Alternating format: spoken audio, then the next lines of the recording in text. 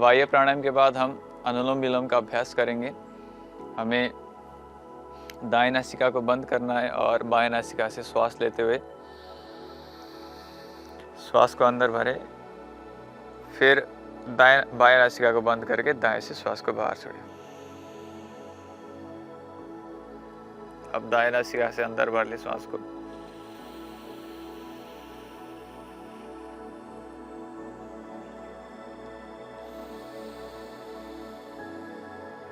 Alternate nostril breathing बोलते हैं इसको, अनुलोम विलोम प्राणायाम।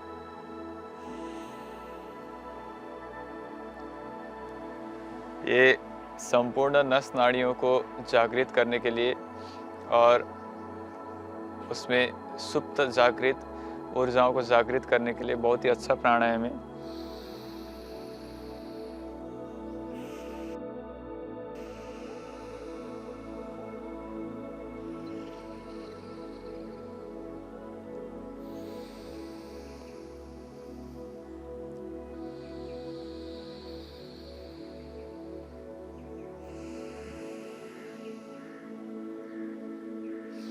जो हमारी पोर्टल सर्कुलेशन है, जो हमारे लीवर को ब्लड प्रोवाइड करती है, लीवर को सर्कुलेट करती है, लीवर को ऑक्सीजनेशन करने का काम करती है, ये सर्कुलेशन अपनी नर्वस सिस्टम से, सेंट्रल नर्वस सिस्टम से डायरेक्ट जुड़ा हुआ है। इसको हम एंटेरिक नर्वस सिस्टम भी बोलते हैं। तो जब कभी भी हम स्ट्रेस में रहते हैं तो स्ट्रेस में रहने से भी हमारे लीवर में समस्या आ सकती है। तो इसीलिए हमें अनुलोम विलोम प्राणायाम का अभ्यास करने से हमारी स्ट्रेस लेवल डाउन होती है और हमारे लीवर की कार्य क्षमता इनहेंस होती है।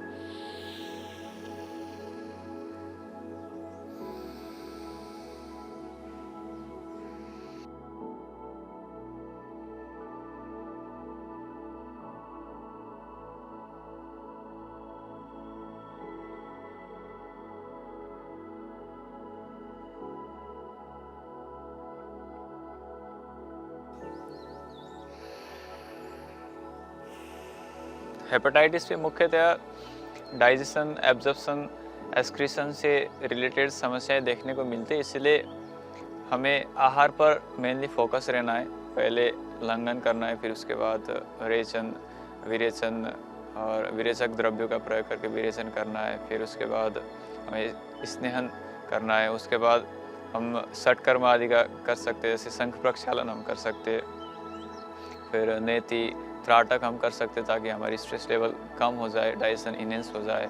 और आहार में मुख्यतः हम लौकी कल्प कर सकते हैं कि लौकी का ही सब्जी सुबह शाम दोपहर में या तो खिचड़ी में लौकी मिक्स करके हम खा सकते हैं। और लौकी का ही आहार करना, लौकी का ही जूस पीना, इससे लीवर सेल्स को बहुत अच्छा इन्हेंसमेंट मिलता है और लीवर सेल्स बहुत अच्छे से कार्य करने लगती है लौकी कल्प करने से। तो आहार में हम लौकी कल्प कर सकते हैं लीवर डिजीज में, हेपेटाइटिस में।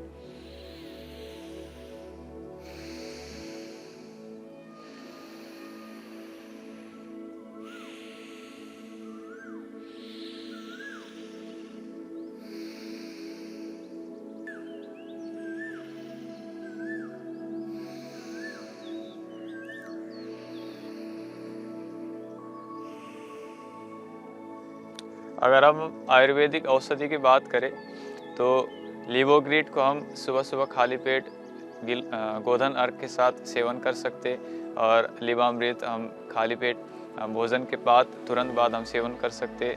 फिर सर्वकल्प क्वाथ का सेवन कर सकते, कायाकल्प क्वाथ का सेवन कर सकते, और टोटला क्वाथ भी बहुत लाभदायक होता है हेपेटाइटिस में। तो ऐसे आयुर्वेदिक दवाओं का सेवन करने से षटकर्म, पंचकर्म और प्राकृतिक चिकित्सा में गैस्ट्रोहेपेटिक पैक, जिसमें हम एब्डोमेन में और हेपेटिक एरिया में हम गर्म ठंडा सेक देते, उससे बहुत अच्छा लाभ मिलता है लीवर डिजीज में।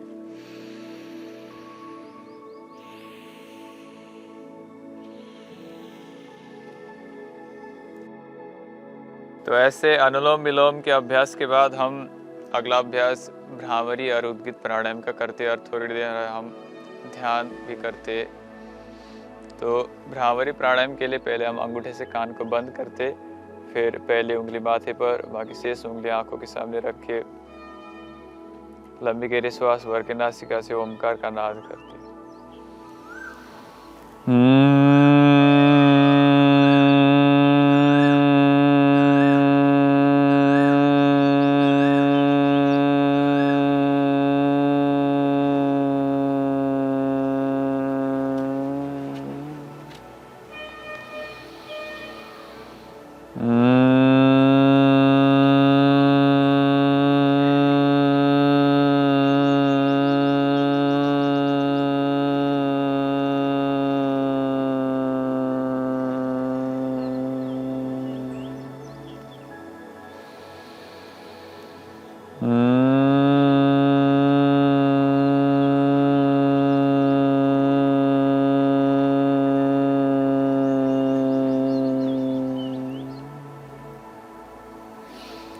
भ्रामरी के बाद उद्गीत प्राणायाम।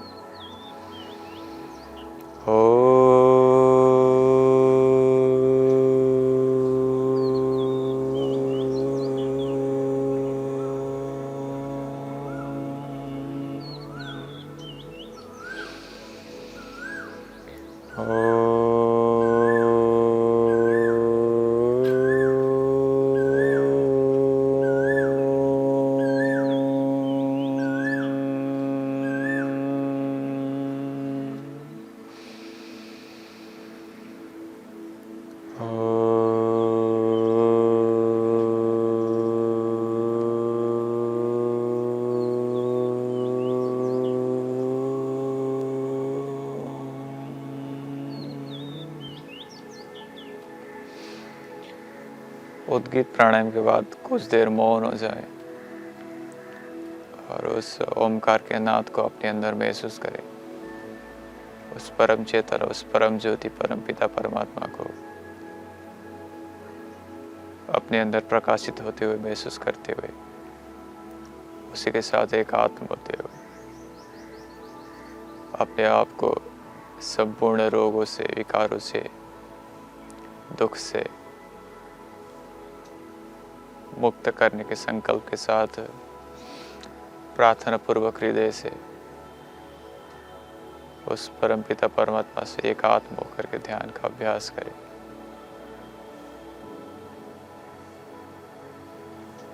उस परम ऊर्जा से ऊर्जान्वित होते हुए महसूस करें।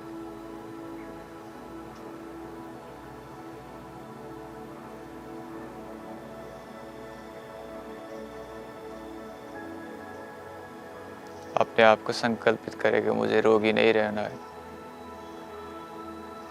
मुझे तन से, मन से, शारीरिक रूप से, मानसिक रूप से, आध्यात्मिक रूप से पूर्णतया स्वस्थ रहना है। मुझे निरंतर योग अभ्यास करना है ताकि मैं सब प्रकार के रोगों से मुक्त हो जाऊं।